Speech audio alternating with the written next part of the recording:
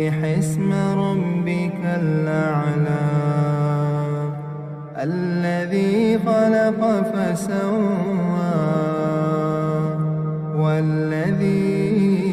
قدر فهدى والذي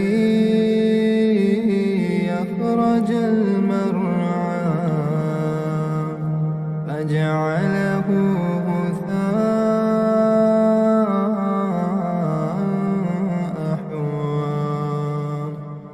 سنقرئك فلا تنسى إلا ما شاء الله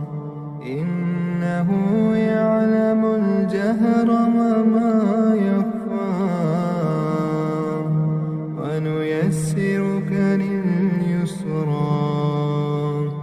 فذكر إن نفعت الذكرى سيذكر من يخشى ويتجنبها الأشقى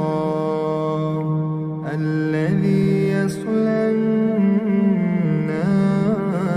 الكبرى ثم لا يموت فيها